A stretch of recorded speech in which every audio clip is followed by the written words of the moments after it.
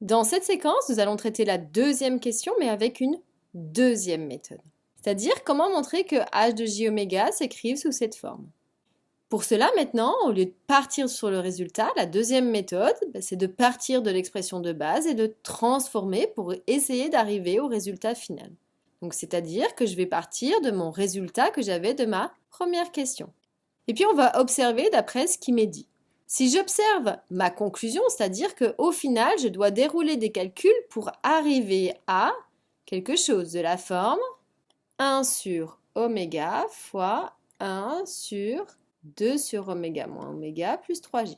Ça, c'est ma conclusion et entre, ce sont mes calculs. Si j'observe pour passer de là à l'état final, je vois que j'ai une histoire de 1 sur oméga mis en facteur. Donc ça veut dire que ici, je vais devoir mettre oméga en facteur au dénominateur. Donc si on le met en facteur devant, facteur de quoi?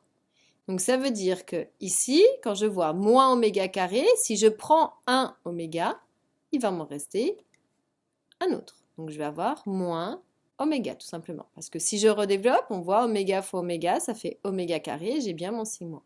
Ensuite, plus, deuxième élément, dans le 3j oméga, j'ai le oméga qui est ici. Donc si je le prends, il va me rester 3j. Plus, et dans le dernier, j'ai 2, mais dans 2, j'ai pas oméga. Donc si on met oméga en facteur, ça veut dire que pour compenser, je vais devoir faire apparaître une fraction.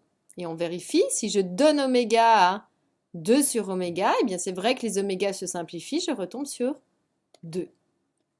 Et ici maintenant, comme j'ai une multiplication ici, eh bien je peux bien séparer en mettant ce 1 sur oméga devant.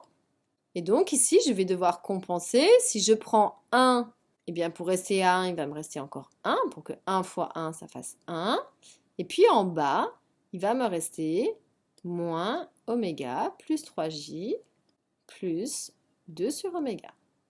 Si je compare avec mon but, ne perdons pas notre but, eh bien on voit que c'est juste une question d'organisation. En fait, il faut juste regrouper ça avec ça en les mettant dans une parenthèse. Et après, je fais plus l'élément qui reste, donc plus le 3j. Et si je compare, eh bien c'est la même chose, sauf que ici dans la parenthèse, on change le sens, ce que j'ai droit de faire puisque c'est une addition. Vous avez vu, on a fait les deux méthodes. Il y a une méthode, la première est plus simple, c'est quand on me donne le résultat, je peux redérouler pour retrouver l'expression de base. C'est souvent des fois le plus simple. Ou la deuxième méthode, à vous de voir, avec laquelle vous êtes la plus à l'aise.